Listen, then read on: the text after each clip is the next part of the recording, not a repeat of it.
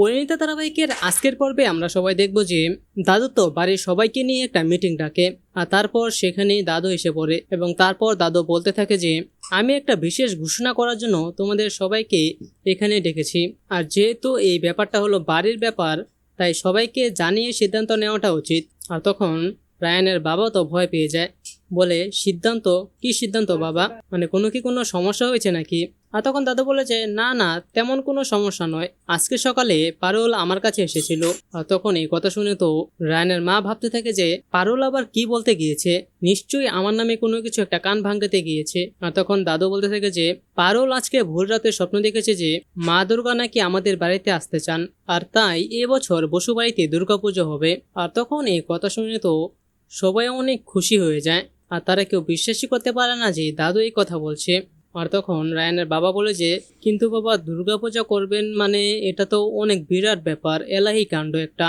আর তখন দাদা বলে যে হ্যাঁ করবে, তাতে কি হয়েছে, বাড়িতে তো কম লোক নেই, সবাই মিলে হাতে হাতে আয়োজন করতে পারবে না তোমরা? আর তখন অনেকেই পারুলের ভেটু দিতে থাকে যে পারুল ভোরে একটা স্বপ্ন দেখলো, তাহলে কি ওটা করতে হবে নাকি? এখন যদি পারুল স্বপ্ন দেখে যে সে হিরোইন হবে, তাহলে কি তাকে হিরোইন বানাতে হবে নাকি?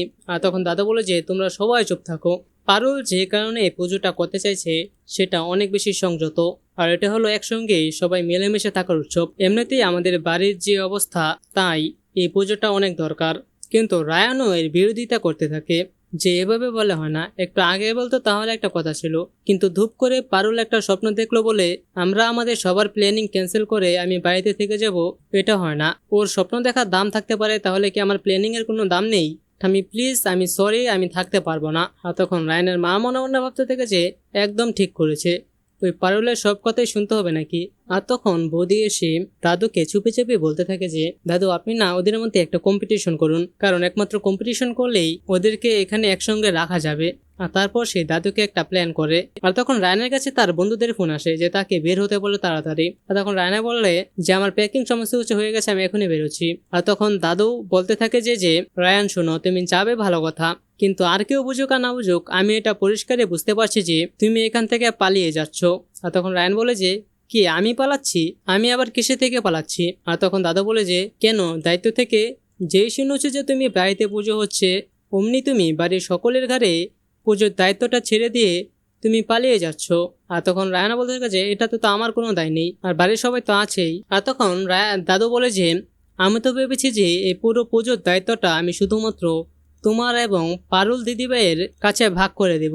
পুজোর দুদিন মানে সপ্তমী এবং নবমী সামলাবে পারুল, আর অষ্টমী আর দশমীর দায়িত্ব হবে তোমার উপর। আর তোমাদের মধ্যে যে সবচেয়ে ভালো সামলাতে পারবে তার হাতে আমি পুরস্কার তুলে দেব। এটা তো আমার ভাবনা ছিল, কিন্তু তুমি যেহেতু আগের থেকেই পালিয়ে যাচ্ছ, তাহলে যাও, পারুল দিদিভাই একাই সামলে নেব সমস্ত কিছু। আর পারুলের জন্য কিছু না আটকে থাকে না রায়ান, সেটা তুমি নিশ্চয়ই খুব ভালো করেই জানো যে। আর তখন সবাই বলতে থাকে যে হ্যাঁ বাবা ঠিক বলেছো, পারুল একটু সাপোর্ট পেলেই তো পুরো দায়িত্বটা একাই সামলাতে পারবে। আর এখানে রায়ান না থাকলেও কিছু হবে না, রায়ান থাকা না থাকা একই কথা। আর পারুল যদি না থাকে তাহলে আমরা বড় বিপদে পড়ে যাব, কারণ আমরা কেউ কিছু সামলাতে পারবো না। আর তখন রায়ানও বলে যে তোমার কি মনে হয় আমি এই কম্পিটিশনের কথা শুনে আমি পালিয়ে যাব? আমি এই পারুলের কাছ থেকে কোনোভাবেই হারতে পারবো না। আর তারপর সে চ্যালেঞ্জটা অ্যাকসেপ্ট করে নেয়। আর তারপর তাদের বাড়িতে ধুমধাম করে দুর্গাপুজোর আয়োজন হয়, সবাই তো অনেক বেশি মজা করতে থাকে। তো বন্ধুরা, এই ছিল আমাদের পরিণীতা ধারাবাহিকের আজকের পর্বে। কেমন লাগলো আপনাদের আজকের এপিসোডটি সেটি নিচে কমেন্টে জানিয়ে দিন। যদি ভালো লেগে থাকে তাহলে ভিডিওটাকে লাইক দিতে ভুলবেন না, এবং এরকমই প্রতিদিনের আপডেট সবার আগে পেতে চাইলে এখনই আমাদের এই চ্যানেলটিকে সাবস্ক্রাইব করে দিন। ধন্যবাদ সবাইকে।